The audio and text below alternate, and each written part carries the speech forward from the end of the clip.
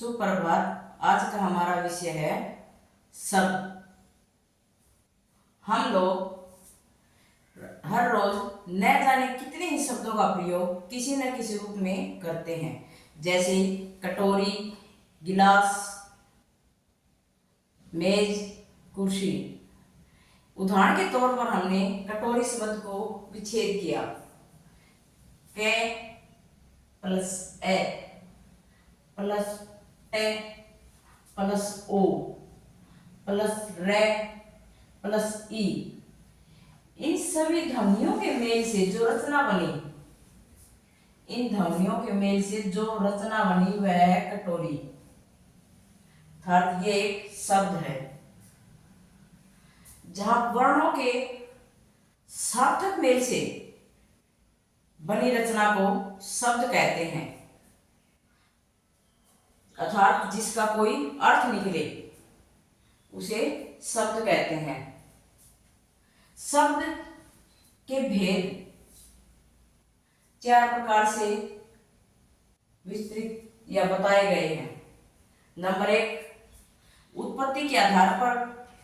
Number 2, रचना के आधार पर। Number 3, विकार के आधार पर। नंबर 4, अर्थ के आधार पर। उत्पत्ति के आधार पर, उत्पत्ति जो उत्पन्न हो उसके आधार पर 4 भेद बताए गए हैं। नंबर 1, तत्सम, तद्भव, देशज और विदेशज। तत्सम शब्द, तत्सम का क्या अर्थ है? जो संस्कृत के समान, अर्थात जो शब्द हिंदी से संस्कृत में ज्यों के त्यों अर्थात जैसे के जैसे प्रयोग किए जाते हैं उसे तत्सम शब्द कहते हैं। जैसे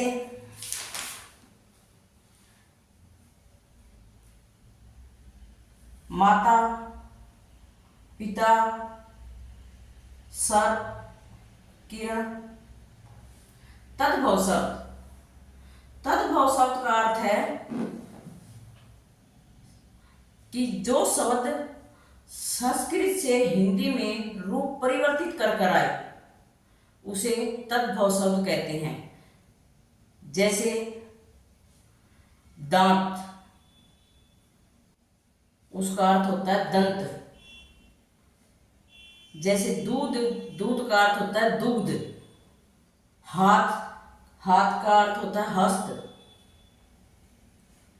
देशज शब्द, जो शब्द हिंदी की बोलियों या ग्रामीण अंचलों के प्रभाव से आए हों, अर्थात हमारी आम बोलचाल की भाषा। जैसे झटपट, लोटा, गड़बड़। नंबर 4, विदेशी शब्द। विदेशी शब्द को आगत शब्द भी कहा जाता है। विदेशी अर्थात जो विदेशी भाषाओं से लिए गए हैं, जो अलग अलग देशों से लिए गए हैं।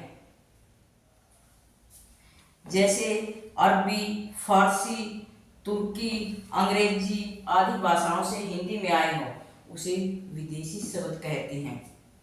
जैसे अदालत, कागज, अरबी फारसी से आए शब्द। अंग्रेजी से आए शब्द जैसे डॉक्टर, टेलीफोन, डिग्री आदि। फिर रचना के आधार पर, रचना क्या होती है? जो हम कुछ नया बनाते हैं, क्रिएटिव करते हैं कुछ भी। रचना के आधार पर शब्द के 3 भेद होते हैं। नंबर 1, रूढ़। नंबर 2, यौगिक। नंबर 3, योग रूढ़। रूढ़ शब्द कौन से होते हैं?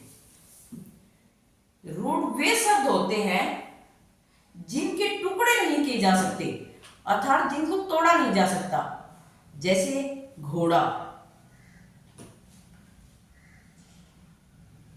फिर यौगिक शब्द, जो शब्द 2 या 2 से अधिक शब्दों के मेल से बने हों उसे यौगिक शब्द। योग का अर्थ जोड़ना होता है। जैसे विद्यालय, विद्या प्लस आलय। अनादर, अन प्लस आदर। नंबर 3 योग रूढ़। योग रूढ़ जो किसी विशेष अर्थ के लिए विशिष्ट अर्थ का बोध कराने की वजह से योग रूढ़ शब्द कहलाते हैं, अर्थात जो साधारण अर्थ को छोड़कर किसी विशेष अर्थ को ग्रहण कर लेते हैं या किसी विशेष के लिए रूढ़ हो जाते हैं, उसे योग रूढ़ शब्द कहते हैं। जैसे विषधर, नीलकंठ, यह बहुविष मास जैसा होता है।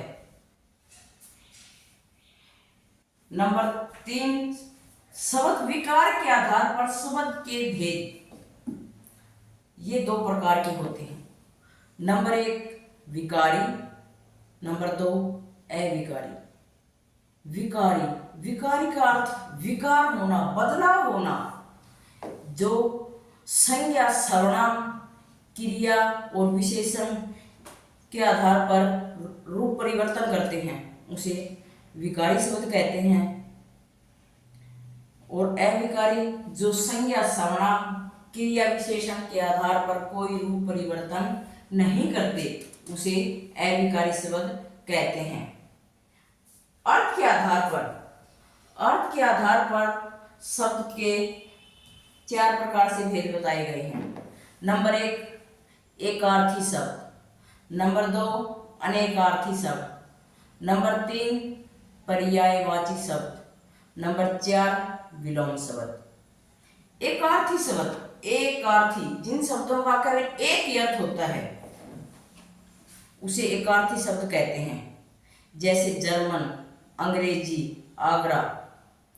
अनेकार्थी शब्द जिन शब्दों के एक से अधिक अर्थ होते हैं, उसे अनेकार्थी शब्द कहते हैं। उदाहरण के तौर पर जड़, जड़ को मूर्ख भी बोलते हैं और पेड़ की जड़ भी होती है।